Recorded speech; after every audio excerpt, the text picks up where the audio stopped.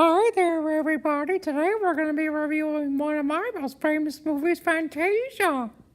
Hello there, everybody. This is so today we're going to be reviewing Fantasia, and this movie itself basically has been divided up into 8 different segments. And you see, we star the lead actor known as Dean Taylor. Who will be conducting and pretty much introducing this program, which, by the way, this film came out in 1940. I said that already, but okay. Anyway, so in terms, this movie itself has one of the most amazing soundtracks, and they literally show people playing the soundtrack. Anyway, Deems Taylor basically explains what each segments are going to be, and he first starts off with the first segment, which will be basically be a song that's pretty much been composed by Sebastian Bach. And that's pretty much it for that. Alright, so anyway, so the first piece opens with Tejana de Fig in D minor, and it basically shows off how the animation and classical music can basically be really what coming together hand in hand to create something unbelievably amazing. I mean, look at all these colors.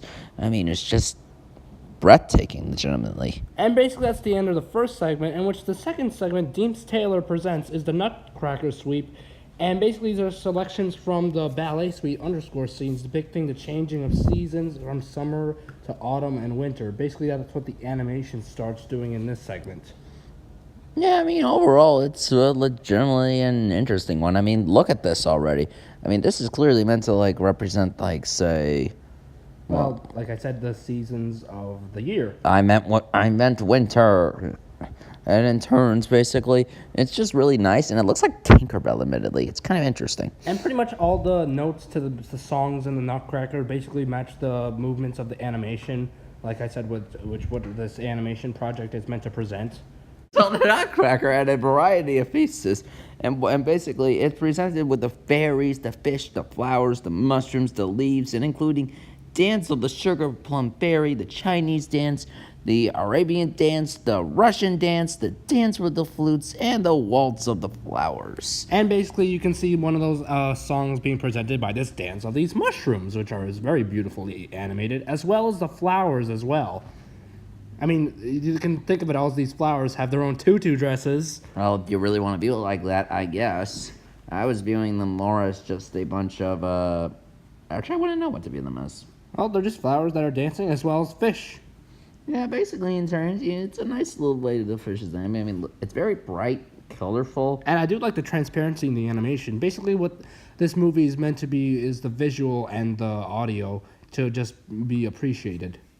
Yeah, I mean, overall, it just shows, well, legitimately, it's just more of a skeptical to look at.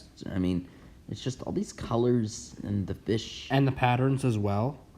This just really creatively looked like, and admittedly, it's just, I mean, look at... And yeah, as we said, the seasons are changing throughout the musical. As you can see, fall right now.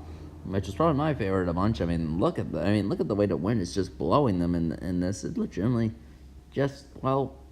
More yeah. fairies, too. Yeah, and then that real. was pretty much the ending of that segment.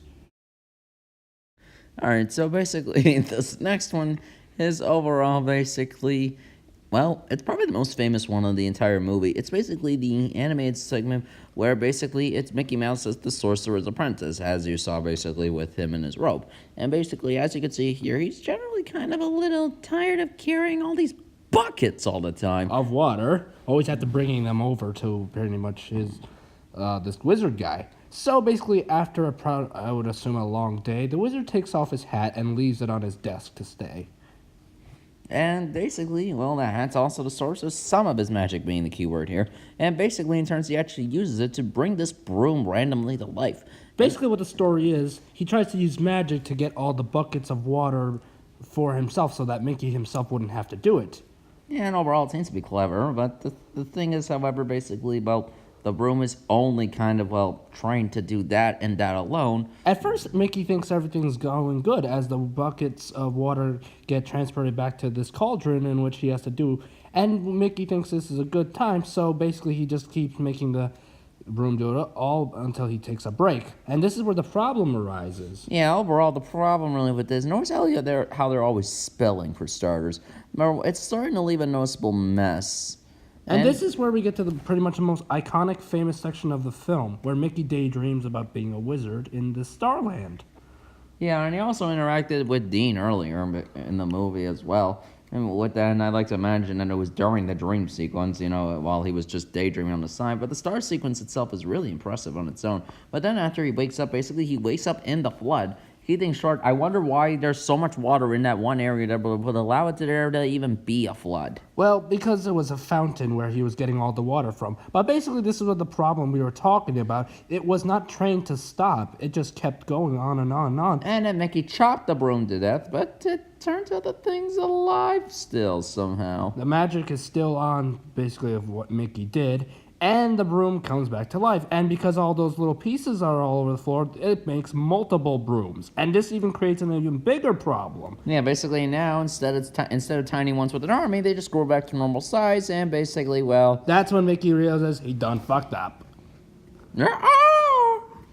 And basically, there's just a whole army of brooms carrying water, and Mickey tries to stop it. And it's basically like Henry's trees basically coming alive and attacking. And it literally creates a whirlpool and a bigger flood. Yeah, seriously, I don't even see the point of dumping it. And then the wizard comes in basically and kind of cancels out all the magic. Basically, he pulls off a Moses and gets all the water away. And Mickey feels bad and gives back the hat, but the wizard is not very impressed. And basically, in turns, now he's kind of stuck in, doing all that again. And basically, Mickey has to do, like you said, without the powers. And now, basically, that's a kind of unhappy ending, but kind of karma just deserves ending to the story. And he gets whacked one more to end the segment and meets up with the conductor. Daldia met up with him, and the two of them actually seem to get along pretty Basically, well. yeah, congratulating him for his musical work in this presentation, and basically shake his hand, and Mickey goes off. Interesting seeing a cartoon character basically interact with a live-action person. Oh, hey, Mickey. Oh, hey there. So, what did you think of my part of the movie? I loved it. It's pretty much my favorite part of the film because, well, the movie pretty much implies that you're the star of the film, and you're the most iconic part of the film. Yeah. Hey, maybe one day we'll make a sequel where I fight the dragon. A couple questions, by the way. Ask away. Where's your hat? Oh, I lost it because they kind of took it away. The wizard did, yeah. Yeah, I mean, seriously, you should have known that. Well, Mickey, at least you learned a lesson, didn't you? Well, yeah, I did, but I do miss that hat. You'll get it back. It's still the icon. It's on the poster, for Christ's sake. Point taken. Okay, it was good talking to you, Mickey. So, right to the spring, this is the next segment, or basically in turns where we talk about the living organisms of the beginning of the world, the dawn of the dinosaurs to now. Yes, basically it's a presentation of what you just said with the beginnings of how the Earth was formed. Basically starting with the volcanic eruptions in the beginning, and yes, the fire on those look really detailed and nicely animated. And in turns, and then we go into the living organisms from the dawn of the time, where basically in turns, and then get consumed by a cloud.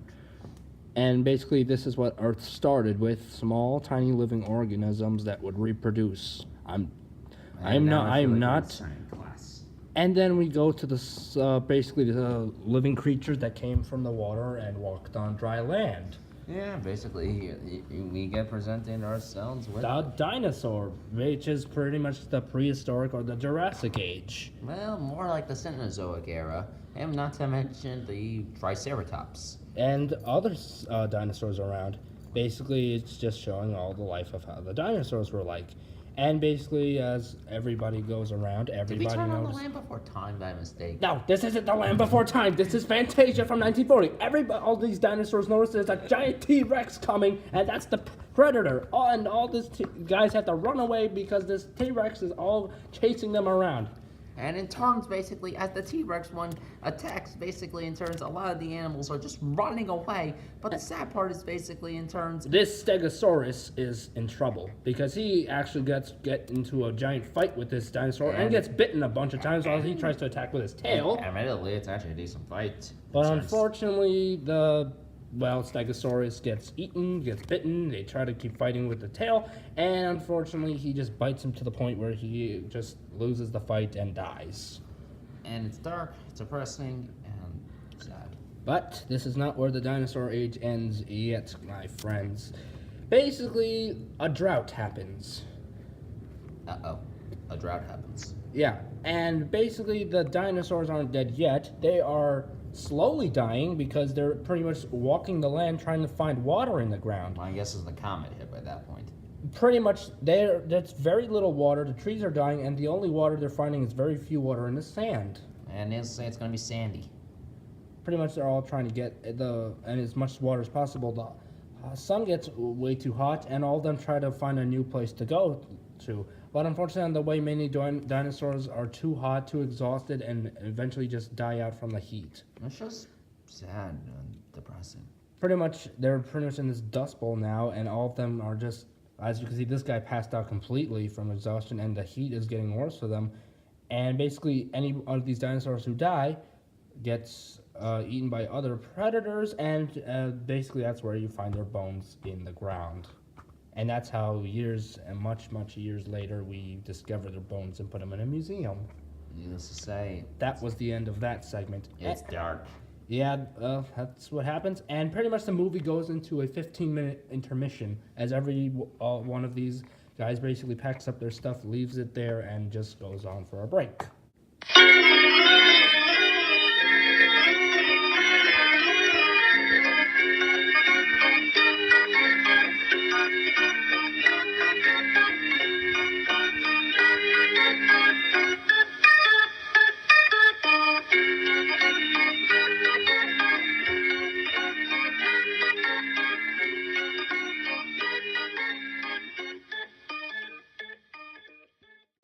Dude? Hey, dude. Wake up. Intermission's over. We're gonna start the show in like a few seconds.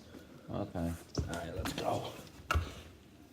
Anyway, so the intermission ends, and basically then the soundtrack comes in and then starts. At first is a little shy, but then as the time goes on, it starts to generally start playing random music and represents different symbols in terms as it slowly appears, as you can see here. Different shapes pretty much go around every time a note is played by the instruments, and it just shows that the different sounds that come out show the different wavelengths, basically how sound I mean, works look at here. that thing. I mean, yeah, it looks like crazy shapes, and each of the shapes get a lot bigger as bigger and louder sounds come in. It's actually pretty interesting. Yeah, it really overall is. It's just weird to see, but still cool. Anyway, so that ends this segment because this next segment basically introduces the Pastoral Symphony by basically the one great and only Beethoven. Basically, this is a mythical Greek and Roman kind of world with colorful backgrounds and everything. You're going to see about in a few minutes. This segment starts on Mount Olympus, which you would know the Greek gods lay there. And basically, this is a colorful world filled with a bunch of unicorns and other My Little mythical Ponies. No, it's not My Little Pony, but yeah, whatever. It looks like it. Basically, it's full of Pegasuses and centaurs and all those Greek mythical Creatures. Yeah, basically that centaur that you just said. And yes. And Kid Icarus, apparently. Just kidding. And, well, cupids. That's what they are. And basically, they try to make all these lovely women, beautiful. And basically, the animation is blending again with the soundtrack, like always. And, wow, that is a lot of cupids. And there's another centaur. And the centaur basically is boarding people, apparently. Yeah, basically, they have this centaur little dance and the celebration of wine. And in terms, yeah, it's actually wine, believe it or not. And basically, generally, it's a nice little flowery dance. Everyone is happy, you know. Yeah, even the centaurs are happy, and look at all that grapes to make all that wine. And even those little, fawns. They're nice, fawns. delicious Russian grape juice. Yeah, no, not at all. And then one of them actually starts to then flirt a bit with the centaurs. And basically, a storm erupts from the Greek god Zeus, Yeah, as you why? know, is the god of lightning. Why is Zeus getting a little tired so he wants to make a storm? I have no idea. Basically, he's doing it so he could shoot these lightning bolts at everything else so that everyone could basically be, traumatized by this storm, basically. And I say, run for your lives. And in turns, basically, for some reason, Zeus is a really big jerk in this. And in turns, then one thinks to fight back, apparently. Well, he gives it to this other guy who pretty much launches more stuff. And basically, when Zeus falls asleep, that pretty much in this movie gives you the idea that the storm is over. Yeah, so apparently remember this, when the lightning ends, it's Zeus falling asleep. And basically, everything is all perfect. The sun goes back, and everything looks perfectly nice once again at Mount Olympus. Yes, the sun goes down, the stars come out. Basically, what this was, it was pretty much to show all these mythical figures of classic mythology portrayed by Beethoven's music. And overall, they blended it really impressively. I mean, and it's a nice short little story about, well, how nature works pretty much. And basically, in turns, overall, it's nice. I mean, the animation is pretty impressive to look at. And the art style is pretty cool and colorful. And overall, it's pretty dang impressive. And nightfall comes, as you can see Literally. from this sheet. Which apparently represents night. Go figure. And overall, it's a nice art style, merely. Whoever drew this did a good job. Yeah, the art style in this was really good for 1940. And that pretty much ends that segment. Basically, the next segment that Deems Taylor presents is the Dance of the Hours. And basically what this is just to sum it up, a group of animals basically does a comic ballet in 4 sections. Yeah, we got the ostriches, we got the alligators, we got the hippos. And the elephants. And what's very significant about this ballet dance is that each of these animals pretty much present the hours of the day. The ostriches represent the morning, the hippos represent the afternoon, the elephants represent the evening, and the alligators represent the evening. the night. Yes. And basically, as I said, here comes the hippos, which, as I said, represents the afternoon. Or as I like to say, represents the Alexes. Just like the ostriches represent who? The Joshes. And so you can see this hippo in a tutu basically dance as she's dancing for the afternoon. And it turns and it eats us. And then on top of that one... Gets too tired of her dancing, and as the elephants come in who represent the evening. And the Chris's. Yes, the Chris's have bubble tattoos, so it tattoos tutus. And on top of that, then the alligators apparently represent the Michaels. Well, yes. Well, as you can see, the elephants, they are basically bubble blowing through their trunks, and that bubble blowing represents their dancing. And in turn, it's generally just nice animation on the bubbles. I mean, look at that. They're kicking their bubbles with their butts. Overall, it's really well out there. Yeah, they're really having fun with that. Here comes the alligators, which represent the nighttime, as we like to call the Michaels. Yeah, why do we name them after ourselves and a few people we know? I have no idea. Well, we were joking around because of how weirdly this dance seemed to go. But as you can see, the alligator dances with the hippo. And basically, this segment actually has a finale in which we'll show you together. And basically, the alligators dance with the hippos because the hippos apparently are enjoying it. And at this point, the alligators attacks the elephants at this point. And basically, as you can see, it's starting to make the entire place break down. All of them basically go all around and around and pretty much spin the hippo over the alligator's head. And overall, it's pretty hilarious. It really is. Yeah. Ah! I mean, seeing how strong these alligators are, and the pressure is getting so much that the entire palace collapses, and that's the finale of this section I was talking about. Anyway, so basically, as the movie continues on, we enter the big climax of the story. Basically, the last segment of the film, Night of the Mountain. Yes, Night of the Mountain. It's arguably the Night darkest. of the Ball Mountain. It's the darkest one of the bunch, and on top of that one, it's because, well, literally, you get Satan in the story now. Who is in this one referred to as the Chernabog, and he basically awakens and summons evil spirits from their restless souls, and basically they dance and fly around, basically, and this is just really kind of traumatizing for something to... Yeah, here's your especially for nightmare kids. fuel. Here's your nightmare fuel, kids. Enjoy. Basically, he's getting all Not these really. skeletons on their horses and all these spirits out. And basically, what this is metaphor is that when dawn comes, the spirits go back to their restless souls and into their graves. And basically, this is the part of the film where the Ave Marie, of course, basically plays throughout, in which figures with torches basically walk a long forest, and they're singing the Ave Maria as they go, and they're actually a line of robed monks. And it's very sad and traumatizing and all that enchiladas. And here's the thing, this is basically the closing song that ends the film. Yeah, needless to say, it is really surprisingly dark, especially for this movie up to this point. But the song in this is actually really nice, because it sounds like a really good ending theme to a film. Yeah, overall, it's just, well, weirdly graphic. I mean, look how depressing this scene is. Yeah, and basically what their mission is that they're just basically carrying all these torches into a cathedral as the film is beginning to end. As the cathedral basically ends, they go back to their to Satan. As the movie ends, and we get the return.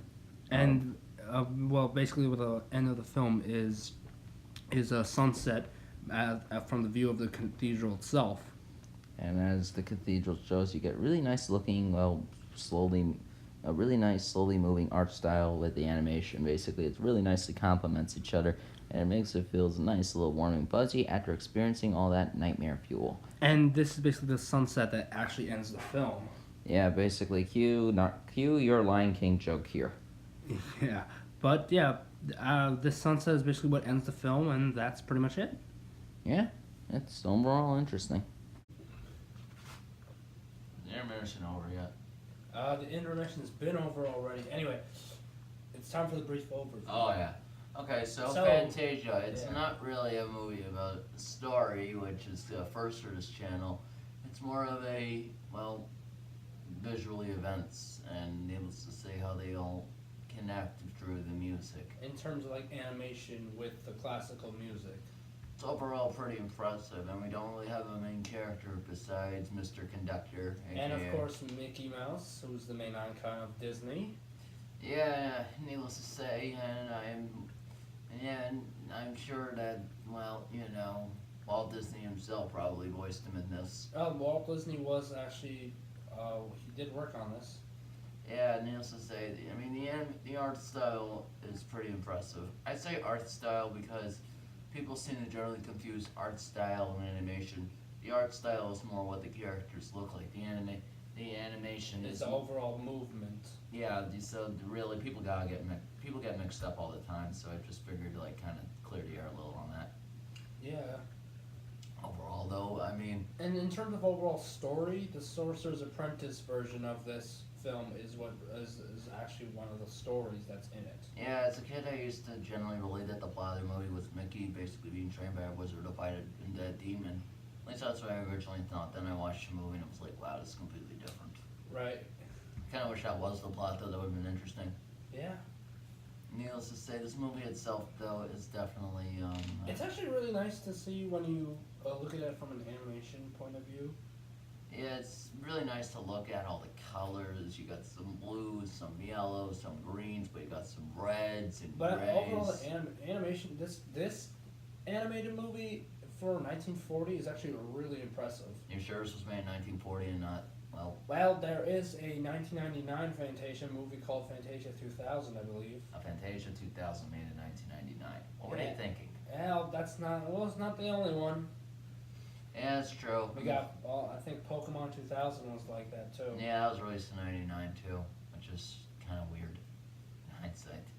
But as for this movie, the art style is pretty impressive. The music, of course, is fantastic. Pretty much any classical music you've pretty much heard all your life. Yeah, and then we gotta talk about our main character of the movie, the one that's constantly throughout each scene. Pretty much, yeah, that's the conductor, Deems Taylor. Deems Taylor himself, Mr. Conductor over here, is actually pretty good in terms of what he's supposed to do. In fact, he's really good at pretty much presenting this entire project, because this Fantasia is actually a project.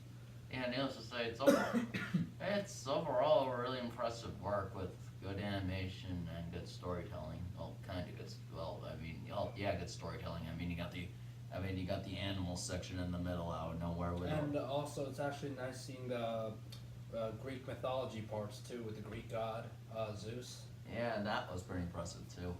And for me, the highlight was probably the Sorcerer's Apprentice part of this movie. Pretty much, when you look up Fantasia, you notice that iconic Mickey Mouse wizard. With the robe and all that. I kind of wish he kept that throughout the years, but nope. Yeah. Sad, really. Sad the wizard had to take it back from him. Yeah, because that robe was really nice to look at. But that's what pretty much made Fantasia its most iconic look. A Mickey Mouse wizard plot. And it's really cool also to see live action and animation hand side by side together. Yeah, I thought it was pretty cool the way he shook the conductor's hand, Mickey Mouse. Yeah, here's the thing with me in that. When I look at 3D and that happening, it doesn't look as real to me, ironically enough. It just doesn't feel like right. Look at the Chipmunks and the Smurfs in recent years. You know, it's a good example. Who Framed Roger Rabbit? Yeah, that's true. I mean, Roger Rabbit certainly had a lot of time and effort. And actually, well, it looked like that the characters were really there.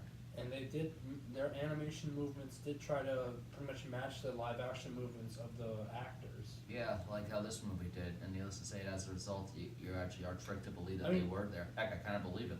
I mean, like back in the 40s and 30s, it was actually really interesting seeing live action and animation together as like early as that. It's pretty impressive the way they did it. Even now, it's still kind of rare to see because now. True, because you guys do like that. I believe that Woody Woodpecker film. Yeah, and needless to say, that CGI looked so fake. And Hey, they, look, there's like a difference between stuff like that. You can put like a 2D figure or a cartoon character in a live action film and it looks real. But when you have an obviously 3D animated one, it won't look exactly real. it doesn't look blended right. The 3D does not work with live action.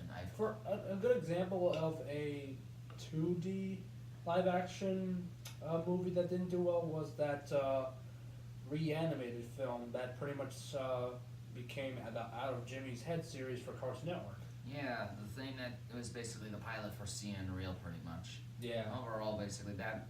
The problem was with that, Jimmy was not moving in the same pace that Golly was moving, so it didn't look right. And as we saw from a review, that it was described as just the characters being thrown onto the frame and just bounced around. Yeah, and you could just direct. And you could like literally tell that their just being dragged. movements were not really They weren't fit. coincided with It's the like- movement of the real life Yeah, film. it's like, say this, 1 frame, 2, 3, 4, 5, that's like a normal pace. This, the reanimate was more like 1, 5, 10, 7. Because it was just too quick. Like the pacing of that could have been a little better, and that movie, but that's a whole other story. Maybe if you want if you want us to review Reanimated, let us know. As for this movie, however, in comparison, the acting is, well, from Dean's is really well impressive. He's like I said, he's really good at presenting his work. And the music itself is really good. This is more of a movie that you had to, well, see to believe. I mean, couldn't really do this one in pictures, why we did this Yeah, it was made a lot of sense to do this in a clip review. Yeah, So it's also just nice and fun to watch. I mean, I did also like the dinosaur plot, showing how the Earth began I was more sad about that one because It just was. seeing the dinosaurs just kill each other. and die from dehydration. Yeah, you just gotta be careful. But yeah, overall, I love the film. It's really good, and for 1940, impressive. Yeah, I mean, even now that'd be impressive in its own. Even now it'd be impressive. I mean, Yeah, it aged. I could say Fantasia aged perfectly. it did. I mean, seriously, this is like what 78 years later, and it still looks like it could have been made today. Yeah, it could really be well appreciated by a lot of people. Now, the problem is if it was made today, it would be 3D animation. Yeah, I don't think we've really seen a lot of 2D live action stuff lately. Not really. I think I don't remember the last time I saw one other than they- maybe, I guess, Out of Jimmy's Head. the only thing I could think of is in that one episode of 100 Things to Do Before High School where Wanda kept making random cameos from Fairly Odd Parents, but that was Really? They did it on that show too? that's because Scott. Right, I was- know, he created the same show Ned. in You know. terms of Ned's Classified. Yeah, and Cosmo Wanda appeared on that, but they only did that once, and Wanda didn't even speak in it. She just randomly just kept showing up. Yeah, and that show did not last long either. But I just would call it like the Ned's Declassified reboot with just different characters. a reboot that Nick did not care about, and that's why it's gone. And Yeah. well, speaking of that, with the whole Sienna, leaving Nick thing, all I could say about that is we're hitting a new era of Nickelodeon soon. Yeah, we are. If you want us to talk any further about that, let us know. We could do a vlog, just explain what happened and what she's done since she became president and beforehand, and well, now that she's gone, what will happen? Pretty much some of the stuff she's been doing has been exposed A lot. a lot. Yeah. As for Fantasia, on the other hand, it's good. It's solid. It's awesome. Yeah. There's not really. I just love Disney films from that age. Yeah. This movie movie is light but dark at the same time. And it definitely musically composed the best. Props, kudos to literally everyone that was willing to provide help out with the music of this movie. And the project itself. And good job for the animators. Yeah, that was clearly a challenge. I mean, think about it. You have to match every animated movement to the notes of the song. That is really hard to do. Like, I mean, speaking from It takes experience, like a lot of work and dedication. speaking from experience with animating, that takes like a lot of time. But yeah, that's pretty much it. Our Fantasia review. Yeah, it's good. Enjoy. Yeah, and we will also cover a lot of other Mickey Mouse films from this era Yeah, do you of classic cartoons. Yeah, do you want recommend some? And we could speed those up for you. Yeah, we also do have a lot coming up as well. Yeah, just let us know which one, and we could just bump it up a little. Yeah, but yeah, another Disney movie complete. Yeah, Reviews. and this one is an all-time classic. All right, join us next time when we review the second Indiana Jones movie, Indiana Jones and the Temple of Doom. Oh crap, we're doomed. I had to, I'm sorry.